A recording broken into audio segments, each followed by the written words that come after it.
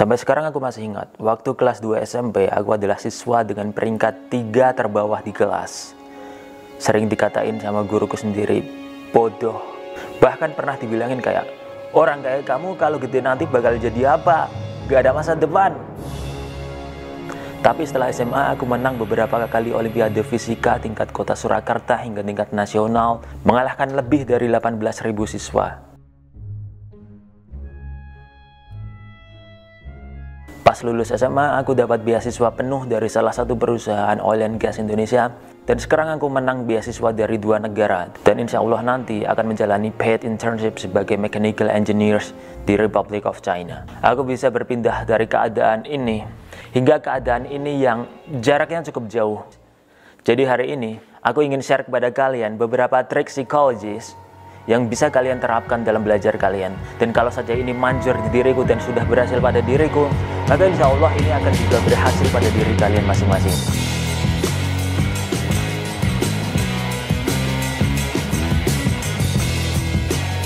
Dan beberapa tips yang ingin aku sampaikan di sini pasti akan bermanfaat, terutama bagi kalian semua yang sekarang ini sedang belajar atau menjadi mahasiswa.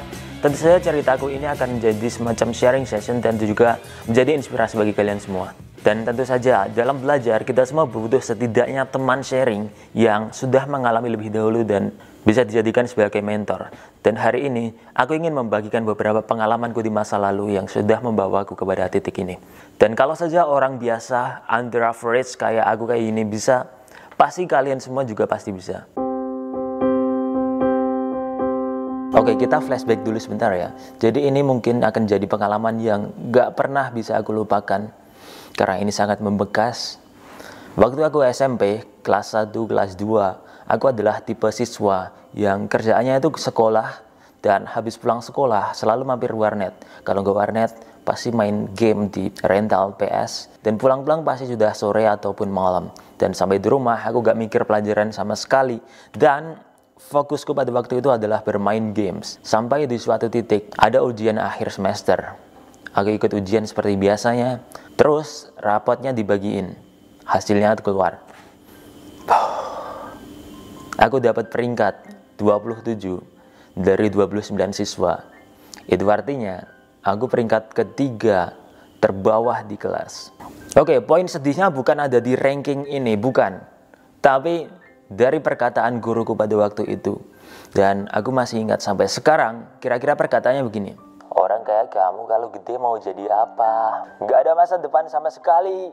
Dan tipe perkataan seperti ini terdengar sampai ke orang tuaku juga, dan orang tuaku juga mengatakan hal yang sama. Bukannya kasih semangat, tapi malah ngatain. Dan pada saat itu sebagai siswa biasa, tentu saja aku merasakan semacam sakit hati. Tapi nggak apa-apa, sampai sekarang aku bisa memaafkan, tapi untuk melupakan, mungkin saja nggak bisa. Pada saat itu juga aku ngerasa harus segera berubah. Karena kalau aku lanjutkan terus-terusan seperti ini, maka ya masa depanku nggak akan jadi apa-apa.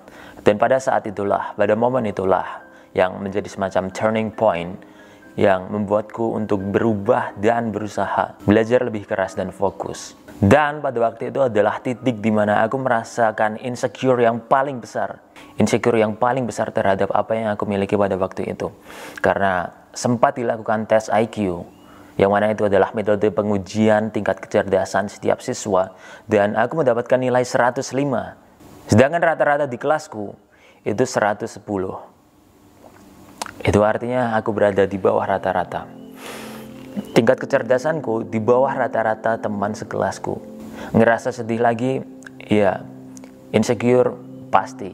Overthinking, iya banget, overthinking banget. Tapi setelah itu aku harus bersyukur. Aku ketemu salah satu guru favoritku, Pak Dani. Dia bilang gini, orang yang cerdas, orang yang pinter, secara genetik, secara tes IQ-nya, akan kalah dengan orang yang biasa-biasa saja tapi usahanya luar biasa. Usahanya melebihi orang-orang yang punya tingkat kecerdasan lebih. Dan pada saat itu juga aku langsung merasa, oh ini tipe aku banget nih. Aku bukan tipe siswa yang cerdas, otakku biasa-biasa aja. Tes IQ berapa kali, aku di bawah rata-rata terus. Oh berarti kalau gitu aku harus memberikan usaha yang lebih.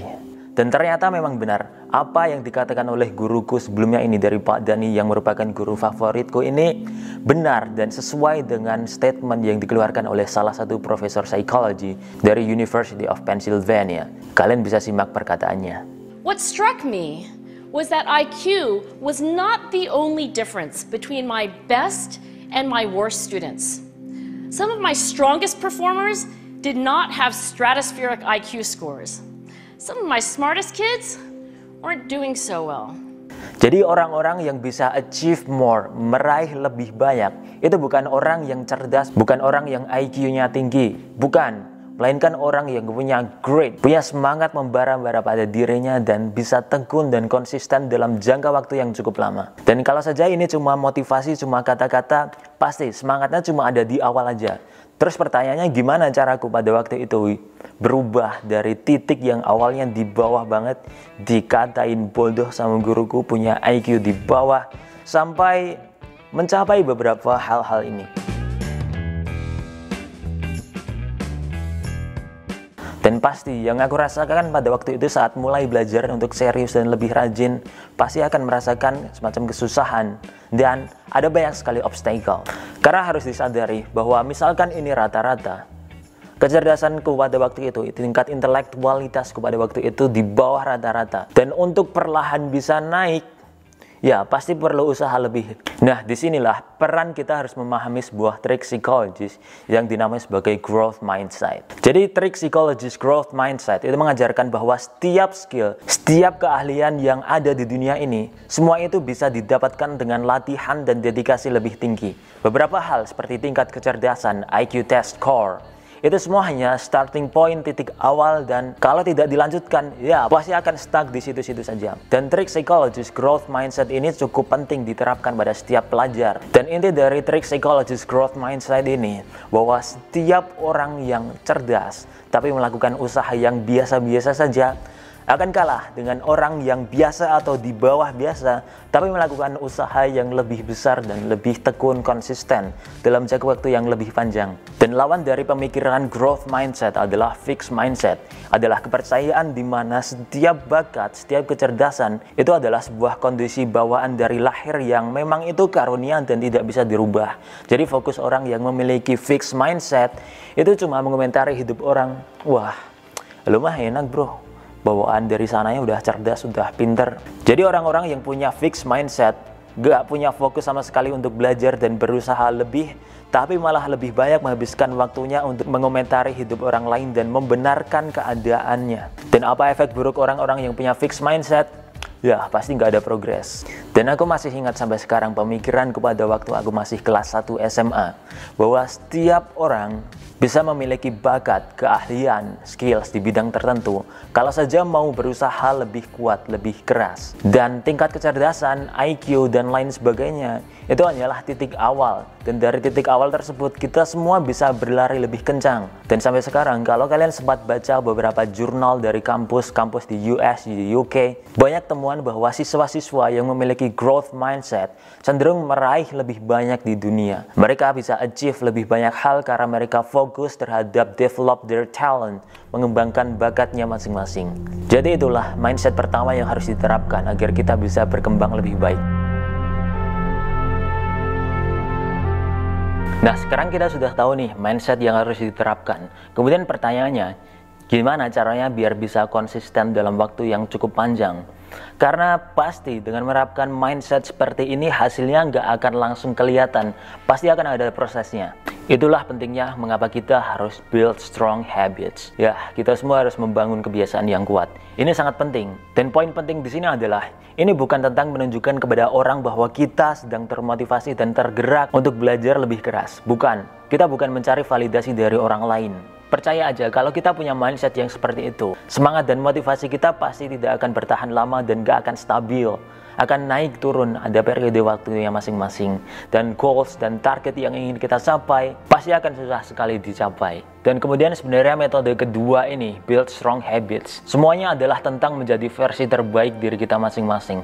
Dan sebagai pelajar, kita harus baik di dua hal, di akademik maupun di non-akademik. Sebagai contoh, pada waktu itu aku masih ingat, di bidang akademik, aku ingin menjadi seorang juara Olimpiade Fisika. Dan di non-akademik, aku ingin berpartisipasi dalam beberapa organisasi. Dan pasti di awal-awal untuk achieve dua hal ini, baik akademik maupun non-akademik, pasti susah banget. Apalagi untuk orang-orang yang below average untuk naik. Susah. Tapi pentingnya di sini menyadari build strong habits, membangun habits yang kuat. Dan aku masih ingat pada waktu itu, selama aku SMA, aku bukan termotivasi, melainkan aku tergerak untuk melakukan habit yang sama dan konsisten setiap harinya. Jadi setiap hari apa yang aku lakukan, fokusku adalah bukan untuk mencapai dua hal di akademik maupun non-akademik ini. Bukan, melainkan fokusku adalah dengan apa yang akan aku lakukan, apa yang akan aku kerjakan dan bisa aku berikan. Di situ fokusku. Jadi aku nggak terlalu mikirin hasil. Jadi yang aku lakukan pada waktu itu, aku ngerasa kalau belajar itu bukan sebuah kewajiban, bukan. Itu hanyalah sebuah rutinitas yang harus aku jalani untuk mencapai goalsku ini. Dan kebiasaan yang aku bangun dari hari ke hari, setidaknya harus ada peningkatan 1% saja. Jadi misalkan hari ini aku ngerjain 1 soal, ya setidaknya besok ada lebih dari ini, mungkin 2 soal, dan selanjutnya ada 3 soal, 4 soal, 5 soal, dan seterusnya, sampai aku tahu apa yang harus aku lakukan untuk mencapai goals, target yang sudah aku tetapkan sejak awal. Kemudian trik psikologis ketiga yang bisa kita terapkan adalah menyadari the drive for succeed. Jadi pada dasarnya diri kita di masa depan, 5 tahun lagi, 10 tahun lagi, adalah akumulasi dari apa yang sudah kita lakukan sebelumnya, dari apa usaha-usaha yang sudah kita lakukan untuk memperbaiki dan upgrade diri kita masing-masing. Dan sebagai pelajar, pada waktu itu aku masih ingat, kalau saja aku rajin, bisa fokus belajar, pasti aku akan dapat beberapa prestasi.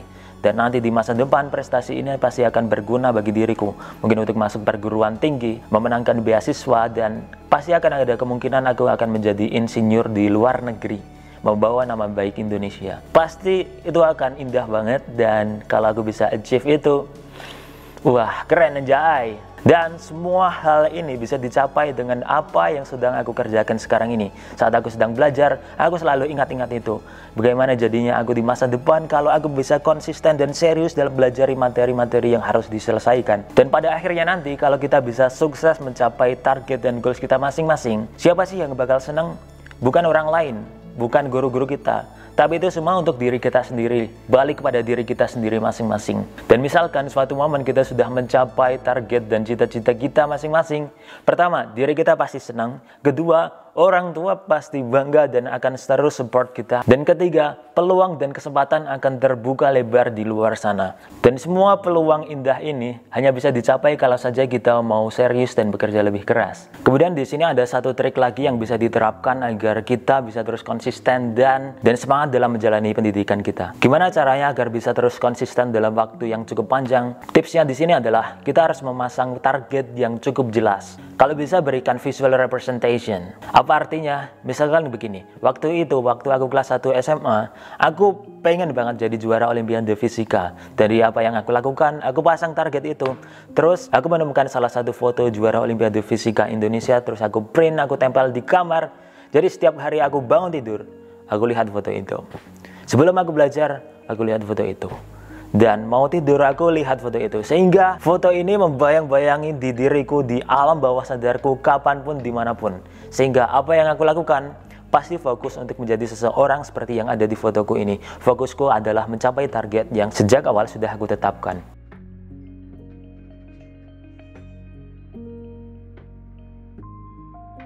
Dan ternyata sampai sekarang ini ada banyak studi yang menyatakan bahwa dengan menerapkan mindset seperti ini, kebiasaan kita akan jadi lebih tertata rapi dan konsisten dalam jangka waktu yang cukup panjang. Dan misalkan sekali coba terus gagal, ya nanti coba lagi bro. Karena semuanya pasti akan indah pada waktunya masing-masing. Dan kita semua harus sabar dalam menjalani prosesnya. Jadi sampai di sini aku ingin merekap 3 trik psikologis yang harus kita terapkan untuk berkembang menjadi pribadi yang lebih baik.